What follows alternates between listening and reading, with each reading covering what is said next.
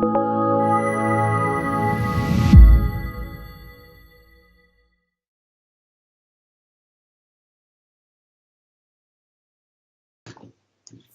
I'm Jacob Hornberger, president of the Future of Freedom Foundation, and this is this week's issue of the Libertarian Angle, the show that brings you the libertarian perspective on the events going on in the world. And I'm joined, as I am every week, by my co-host, Richard Ebeling, who teaches economics at the Citadel. Richard, welcome. I guess this is your summer vacation, huh? Well, yes, we finished finals last week, making some students happy and others sad.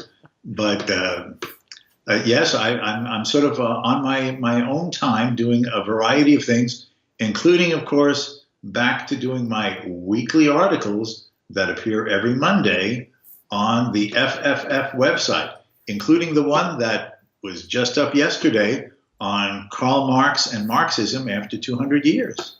Right, which is the topic of our conversation today. And if people want to access Richard's weekly article, you can subscribe to our FFF Daily for free at our website at fff.org. If you want to see, well, articles dating back 29 years, because Richard used to be Vice President of Academic Affairs when we first got started. It's really the highlight of his life. Everything's been downhill ever since. Just come to fff.org. No, actually, Richard went on to bigger and better things. Ludwig von Mises, professor of economics at Hillsdale College, president of the Foundation for Economic Education, now the BB&T distinguished professor in ethics and free enterprise leadership at the Citadel. And so the perfect person to talk about Karl Marx, the economist, political theoretician that the left and, well, socialists all over the world are celebrating, Richard, because this week or around this time is his 200th birthday anniversary. So, yeah, go ahead. Well, you know, that is the thing. May 5th marked the 200th anniversary of the birth of Karl Marx. And if you saw editorials in the New York Times or comments by European public figures, or certainly the adulation, and not too surprisingly, coming out from the president of the People's Republic of China, Communist China, you would have this impression that Karl Marx is this timely, relevant figure who has much to say to our social circumstances in the modern world, as in fact these adulators are claiming. But the fact is, if we understand what Karl Marx wrought, what his ideas imposed and gave to the world in the 20th century, totalitarian communism, political reigns of terror, tyranny, and mass murder, the disastrous conception of doing away with private property and free enterprise and replacing it with government socialist central planning. If you look at all of that and the disastrous impact that this has had on humanity, historians, both in the West and those in the countries that we used to call behind the Iron Curtain, going through some communist government archives now that they've been open to one degree or another since the end of communism, estimate that at least, Jacob, 150 million people died at the hands of these communist regimes in the name of building that bright, beautiful socialist future. Unarmed men, women, even children, tortured to death, shot, starved to death, worked to death in slave labor camps, all because they were classified as, quote, enemies of the people, or the family members of the enemies of the people, sent to death oblivion, all in the name of building the bright new communist future, to build and create the environment for a new socialist man. This has been horrendous.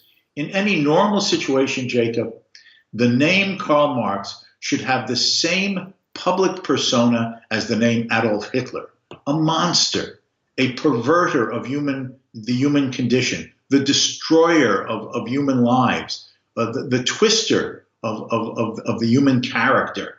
And instead, Marx is fawned over, adulated, kept on a pedestal to just one example.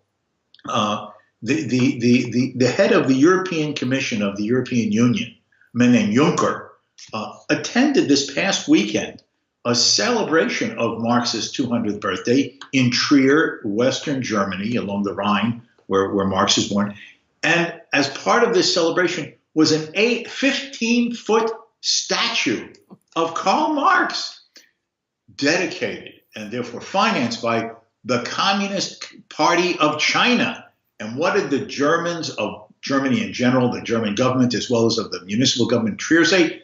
Thank you, thank you. And when people challenged this, well, some of his ideas, when implemented, seem to have suffered from a few rough edges. But he still has so much to say about the evils of capitalism.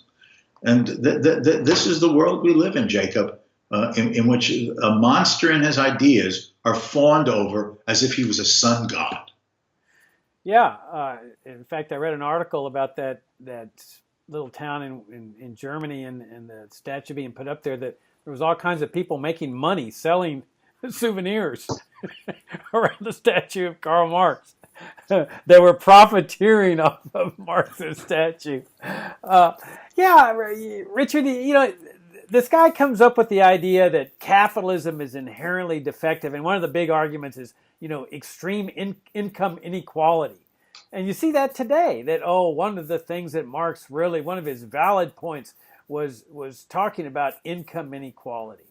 Well, if you look at really the closest that the world has ever come to a capitalist ideal, let's say 1890 America, that certainly is about as close as you would ever come. I mean, there was a lot of crony capitalism, there's no doubt about it, government business partnerships, corruption with those relationships with business and the government. And we certainly, as libertarians, would never support such a thing.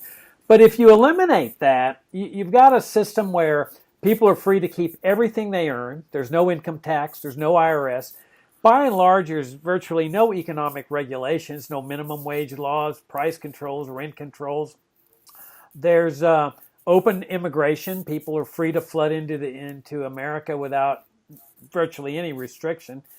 And you've got sound money. You've got gold coins and silver coins that were being minted by the state. We wouldn't necessarily support that as libertarians. We want a free market monetary system. But in terms of sound money, as compared to fiat paper money, which is what Americans today had, I mean, it was a fantastic system. No central bank, no Federal Reserve. So it's as close to the ideal. Now, were there any income inequality? Of course there was. I mean, you had John D. Rockefeller and Andrew Carnegie, tremendous, billionaires, and you had penniless immigrants that were flooding into American shores. But here's the thing. This system raised all boats on the water. I mean, the standard of living of everybody in society was rising. That's why the poor were fleeing Europe and Asia and coming to the United States. Not only because standards of living were soaring for the first time in history, especially for poor people, but because poor people, for the first time, had the opportunity to become wealthy people by providing goods and services that other people want. Well, so that's a better system as compared to a system that Marx was advocating, where he says, well, let's have government ownership of everything. No more private property. Government owns the stores, the businesses, the industries, and then everybody's going to work for the state, and everybody's going to get paid equally. So there's total equality, like in North Korea. But what ends up happening is you destroy the wealth-creating part of this machinery, where people are producing wealth because they're able to keep wealth, they're saving it, that's going into productive capital. Everybody's standard of living is rising through capital that is making people more productive. What Marx does, in the beginning, he says, look at all this wealth that capitalism has produced, let's nationalize it, let's take it over. So everybody has a good time in the beginning, like Cuba. Cuba's nationalizing this industry and that industry under Castro. But after a while, things start caving in on themselves. The people who are receiving the dole, that are the state employees, everybody starts saying, well, what's the point of producing wealth? Well, of course, everybody's working for the state. Nobody works real hard because they're not being able to keep their money. And so everybody ends up being equal, by everybody being equally poor. And that's the way it is in North Korea. Most everybody, with the exception of the rulers, are equally poor. They're all on the verge of starvation. Same with Cuba. So here's the fatal flaw in the leftist paradigm, that their concept of equality, whether it's full socialism or the welfare state socialism, which is based on the same concept, taking from the rich and giving to the poor, it ends up hurting everybody in society with lower standards of living, and especially those at the bottom of the economic ladder. While what we advocate, a free market economy, or what was known as a capitalist economy, is one where everybody's standard of living is rising, even if there are some extremely wealthy people that have far more than those at the bottom of the economic ladder. We say, so what? Why engage in coveting? Why engage in envy when you can have a society where everybody's benefiting from this process? You know, the day that we're filming this episode of Libertarian Angle is May 8th. Today happens to be Friedrich Hayek's birthday. He was born in 1899. And in the context of our conversation today, maybe we should remember, apropos Marx and socialism, some of his arguments against these ideas from his famous book, The Road to Serfdom, published in 1944. He was one, along with Ludwig von Mises, who showed the inherent unworkability of socialist central planning. You do away with private property, you do away with markets, you do away with a competitive price system that provides the rationality of economic calculation to determine what is more costly, less costly, what's more profitable, less profitable, what consumers want, what they want less of. You result in, as Mises called one of his little books, a system of government-managed, government-controlled, government-planned chaos. But the other important thing is that once the government controls all the means of production and centrally plans what will be produced, how, where, when, by whom, and therefore oversees the distribution of that which the government machinery has produced according to central plan, then everyone is at the inescapable and fundamental mercy of the state. Do you get an education? What type? Where? Where shall you live? What type of apartment? Under what type of income and opportunities? What type of access to goods and services produced and distributed by the state will you have accessible to yourself? There's no freedom of speech. There's no freedom of the press. There's no freedom of art, because if the government owns all the printing presses, if the government owns all the movie theaters and the stage performances, if the government controls the media of information, then nothing gets produced, not just in terms of everyday goods and services, milk, butter, cheese, with its own irrational imbalances and distortions, but the government then determines the intellectual and cultural and social environment of the sharing of ideas, the spreading of ideas, the challenging of ideas. It is the system of total and complete oppression. The other element of this is that once the government is the owner of all the means of production and determines who gets what, in what amounts, where and when, of the everyday amenities, the conveniences, the basic necessities, then how do you influence how much you get compared to everyone else? And the paradox of communism or socialism in practice, as implemented and lived through, for example, in the Soviet Union, was that in the name of the classless society, this absolute equality, Jacob, the entire Soviet economy was based upon hierarchy, position, privilege, favor, and loyalty. Where you fit in the Communist Party hierarchy, where you fit in the bureaucracy, from the manager of a state-owned enterprise down to some worker in such a factory facility, or this or that, determined your access to what kind of housing, what kind of food, what type of amenities, where you could have a vacation, because every vacation, resort, state-owned, all facilities and modes of transportation to get there and back home, state-owned. Everything was with this granular, detailed, intricate spider's web-like relationships of hierarchy, structure, class, caste, position, perk, privilege. where you had to show loyalty and little favors to those above you in the party hierarchy and in the bureaucracy. And wherever you were, you would have some degree of ability to give such little benefits to those beneath you. And you expected their loyalty and obedience to have access to the crumbs that you could throw to them. The psychological and the social harm of this, Jacob, can only be imagined. Now, I had the opportunity, as you know, viewers and listeners may not know, I had the opportunity to travel in the former Soviet Union in its last years. I was doing consulting work on market reform and privatization. And you saw things that you really didn't have a feel for when you're just reading books or articles. And that is, there were two layers of friendships, Jacob. One layer of friendship was just like, you go to school with someone, you meet someone, you have in common interests, there's sort of like a little chemistry rapport, and you form networks of your friends who you like to share things with, do things with, just have a good time occasionally with. But then the system of planning and control required you to have another set of friends, people who you normally might have not have very much in common with, might not have any interest, not really socialize with, but you needed these, in quote marks now, friends, because they were in positions in the bureaucracy, in the planning structures, that they could give you access to something. Well, maybe you wanted in Moscow to go to some performance at the Bolshoi Theater, right? Some famous classical performance. Well, how do you get tickets to the Bolshoi? Well, you know someone in a retail store who has a friend in a bureaucracy someplace else who has an associate in the ticket office of the Bolshoi Theater.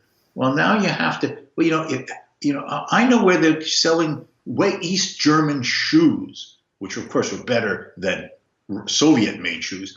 And I can get you access to a friend in that state retail store so you can get shoes for your kid, which normally couldn't be gotten, and maybe not in that child's size otherwise. If you could talk to comrade so-and-so who knows comrade such and such who can get me the tickets to the Bolshoi performance. Now, it wasn't just like to go out for an evening. Clothes, shoes, food, things for your house, furniture, all of these involved these false human relationships of, I don't mean to demean it this way, but phony friendships, that you had to have these networks of human relationships to play the system to have access to anything. Think of the corruption of hypocrisy, falseness, of human interactions. Now, sometimes we all put on faces because we interact with people, but we normally view that when we form friendships and acquaintances, and there's some real basis in it. This system required an artificiality of human connection just to be able to survive in the system. It sounds trivial, but it's not. If I can just go on with this, Jacob. We talk about Obamacare and British or French or Canadian socialized medicine. The comprehensive version of it was in the Soviet Union. There was no private medicine, no private doctors, no private clinics, no private nothing legally. And of course, the state planned everything from medical equipment to the building of the hospitals, to the providing of the pharmaceuticals, to employing every doctor and nurse. Imagine that you have gone into the hospital on the state plans fitting you in for an operation, and now you have a recuperative time in the hospital. You have to pay bribes, and I'm not joking here. You had to pay bribes to the orderly to get you a bedpan because you couldn't get out of bed yourself to go to the toilet. And you know what? If you want the bedpan to be taken away after you've used it, you have to pay another bribe. You have to know someone who can get you a pharmaceutical product that is available to the party hierarchies in the special medical clinics that only the higher party officials have access to, like in George Orwell's Animal Farm. Some are equal in the new communist society. All are equal in this communist society, but some are more equal than others. So maybe you knew someone who could get you the pharmaceutical that kills the pain or even saves the life of your child. Think of childbirth, or, since there were no birth control devices, abortions without anesthetics, Jacob. This was the reality of government medicine. The perversity, the corruption, the human hardship. Okay, this is the type of world. And we're not even talking about the terror, the secret police, the interrogations, the torture, the murder. We haven't even gotten to that. I'm just talking about ordinary people living their ordinary lives, Jacob. Imagine living in this horrific environment, this social political system. And that is what Marx outlined. He just didn't talk about the evils of capitalism. He talked about government ownership, government production, government provision, the socialist welfare state. Everything that the communist regimes did had its outline template at some point in the writings of Karl Marx. What happened in the 20th century in these socialist and communist countries? Thank you, Karl Marx. You were the author. You were the originator. You brought disaster, hardship, misery, and dismal lives to live out your life in due to your vision of a perverse utopia that destroyed the human condition. Yeah, I saw a lot of what you're talking about when I went to Cuba. You know, I'd applied for a license from the Treasury Department to travel to Cuba, or actually to spend money there, which is sort of pathetic that an American has to get permission to travel to a foreign country. But in any event, you know, I wanted to see what life was like in a socialist country. I mean, I'd read the intellectual aspects of socialism, but I didn't have a really good handle on what it was like, and I found it shocking. I mean, when you arrive in a country and everything is owned by the state, the motels, the drugstores, everything along the main street. I mean, everything is run by the government, and everyone works for the state. It's just shocking. Mm-hmm. Now, you know, there's little pockets of private enterprise, like there was a little tiny fair where people were selling books and so forth. People were renting out rooms in their homes, but their homes are not really privately owned. I mean, they're there by permission of the state. Everything's owned by the state. It was just a shocking notion. And I actually met some libertarians there. It was shocking because I was giving I was having meetings with different foundations and groups in Havana. And one group was very libertarian, and the guy took me to his home, and he had a library there with Hayek and Mises and Friedman. And I was shocked. I said, "How do you get away with this?" And he says, "Well, they really don't bother us about what we read or what we say, as long as we couch everything in terms of supporting the revolution." He says, "You can't question the revolution of what Castro did here. But if you talk in terms of reform and making the revolution better, everything's fine. You're safe." And I said, "Well," and of course they all worked for the state. There was about 5 or 6 of these libertarians, and we all went out to dinner together. And it was fascinating talking to these Cubans about Mises and Friedman and the libertarian giants. But they all work for the state, of course, because everybody works for the state. Everybody's a government employee. Everybody in society is just shocking.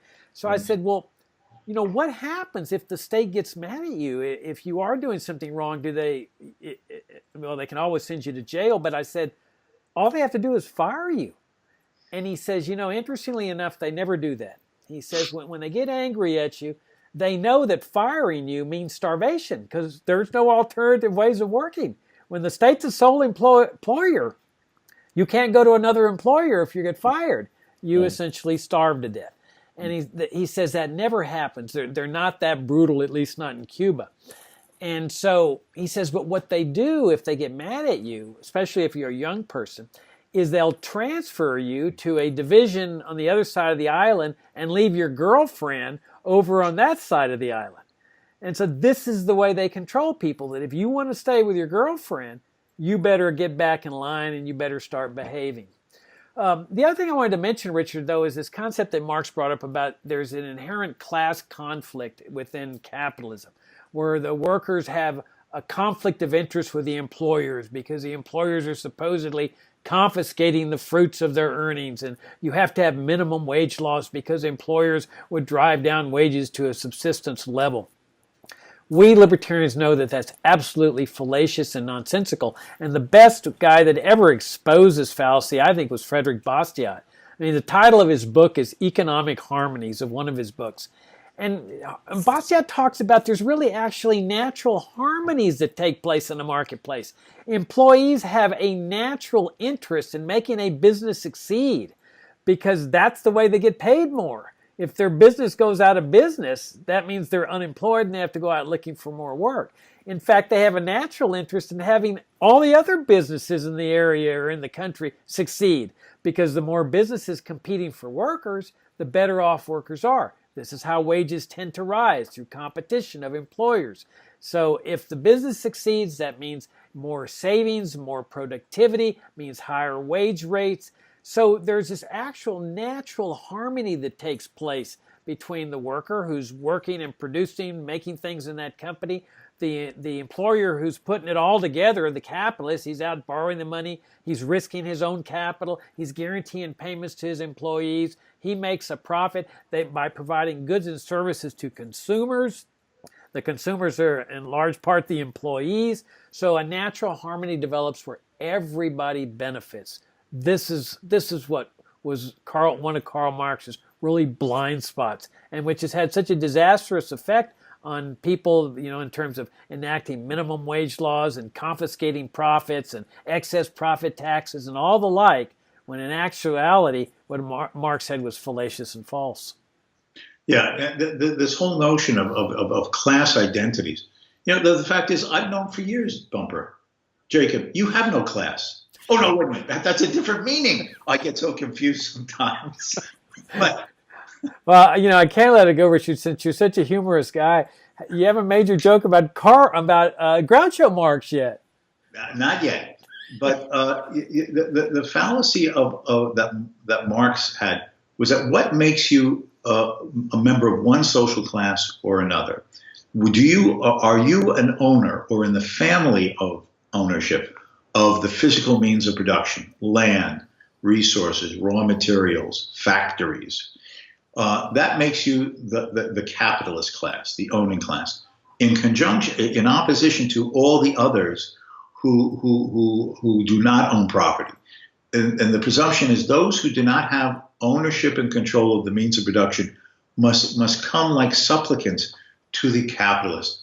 And if I can use, the version that I humorously always like to do, I know you've heard this, Jacob, is that there's a knock on the factory door, and the little trap door is opened, and the capitalist looks out at the meager, starving little worker on the street and says, "Yes, sir, I need food for my family, and unless I have your tools and your machinery, how can I produce anything to live?" "Well, I'm not heartless.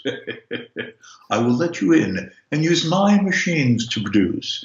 And I know that with my machines you can produce 10 units of output today that will enable you to live. But it is my machinery.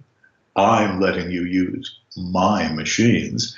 And to show you how good I am, out of the 10 units of output that you produce today, I'm only going to claim 3 units as my legitimate right as the owner of the factory.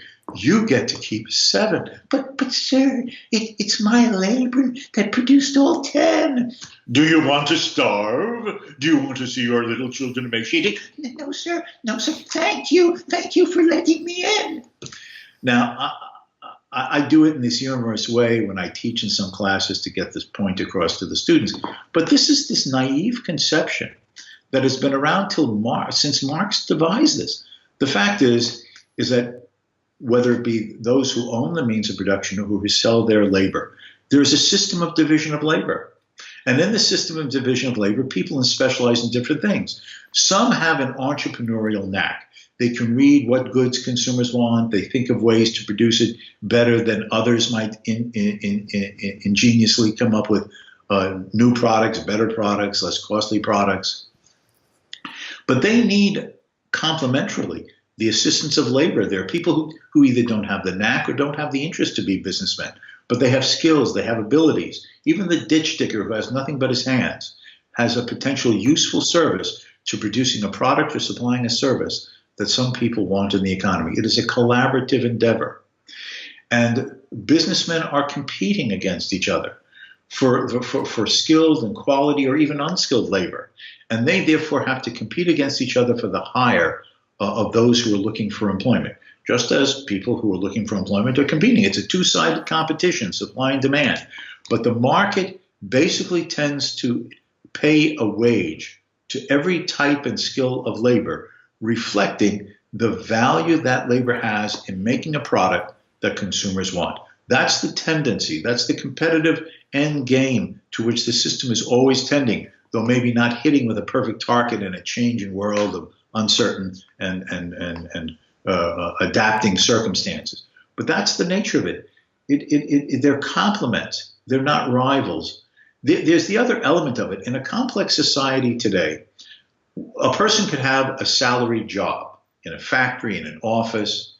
He also could have a savings account, having put money aside, just in general or in a retirement account, from which he is collecting interest. That means he's a capitalist. Okay, it could be that he owns some property that he rents out, from which he receives rental income. Now he's a landlord. He might also on the side have a small business that he does by himself or with a partner, and therefore is earning profit. So to what class in the Marxian sense does this person belong to? Is he a capitalist? Is he a worker? Is he a landowner who's earning rent? Is he the entrepreneur who's earning a pure profit if he's successful? To which class does he belong to? To whom does he owe his social class loyalty? The world in which we live is a complex one. And the more intricate and developed and prosperous, people play many roles. They're both worker and capitalist, landowner and entrepreneur, in all of these facets. So how do you divide the world into distinct and identifiable classes, these people versus these people, when the overlaps are intricately complex and increasingly in a prosperous society? So instead, this created these false dichotomies and false conflicts that are absolutely erroneous and meaningless. And then Marx developed this entire theory of the history of social evolution, from primitive slave production to medieval serfdom, to then worker oppressing capitalism, to then socialism, and finally to the post-scarcity, no want or worry nirvana of communism. And this is just an illusionary story where this fellow has the arrogance, the hubris, the presumption that he knows the laws of human history, human development, that like the trajectory of an asteroid that can be followed by astronomers using mathematics and physical experimentation, how the asteroid has to move around the galaxy, that I can predict the evolution of society and the fate of every human being depending upon the class, the social class to which I have classified him. This arrogance and absurdity, it's not only intellectually shallow, the fact that it was accepted and believed in created an illusion of human society that brought about all this despair. And I will just mention again, in the name of building socialism and the communist future, at least 150 million people were killed by these regimes in the name of getting rid of class enemies and social wreckers to make the bright, beautiful collectivist future. And it was a human disaster on a magnitude globally that had never been seen in the same way in all of human history. Yeah, I think before we close, it's worth pointing out the devastating critique that Mises and Hayek leveled at the Marxian paradigm of socialism, and that was in the socialist calculation debate, that in an unhampered market economy, a free market, people can calculate because they can tell how much things are going to cost them because prices come into existence by people trading. So when some guy gives up $1 and he gets an apple in exchange, the price of that apple is $1. People can calculate that. If more apples come on the marketplace, the price is going to drop, most likely. If more people come in and say we want to buy apples, the price is going to rise. But everybody subjectively is placing a value on the items he's getting and the items he's giving up. So in a price system, which is part of a free market system, people can calculate. But when the state owns everything, as Mises and Hayek pointed out, there are no prices because there's no traders. There's one employer, one owner of everything. And so since no trades are taking place, no prices come into existence, there's no way to calculate. So when the state says, well, we're going to have to produce 1 million sweaters, they have no idea that people even want sweaters. It's an arbitrary, capricious decision. and it inevitably results in what Mises titled one of his books, Planned Chaos. Yeah, and then just in closing, I would say that, should the event be noticed that Karl Marx, for instance, was born 200 years ago? Yes, but what is the purpose of marking it? It has become reasonably accepted that one should never forget the horrors of the Second World War, and particularly the inhumanity of German National Socialist ideology that led to the mass murder of people based upon Nazi classifications of race or ethnicity. 6 million Jews, 3 million Poles, 500,000 Gypsies, close to 10 million Russians and Ukrainians because they were Slavs and inferior people. And the idea is never again. Keep the memory, learn from the disasters of history, and try to move forward in a more enlightened way. And with that same approach, that's how we should look at Marx and Marxism. A despicable human being, which we didn't go into as a personality, in my opinion, who came up with horrendous ideas that brought great misfortune on untold tens of millions of people around the globe. Yes, never again. Let us remember and learn the right lessons that we should not want to see the same set of ideas in whatever sort of permutation might come up with to be implemented or tried once again, because like causes bring about like effects. And any version of the same socialist and communist ideas, no matter what rhetoric fills them and so on and so forth, will tend to bring about the same disastrous consequences on some other segment of humanity if it is implemented once more. Never again. Yeah, and if you want to learn more about what Richard's talking about, a deeper analysis, take a look at his article published on the website of fff.org yesterday.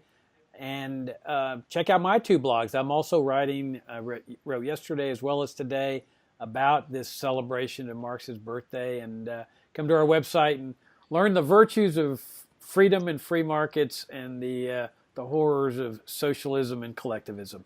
Richard, enjoyed the conversation as always, and look forward to talking to you next week. Till next time. Thank you for joining us. Thanks. Thank you for tuning in. See you next week.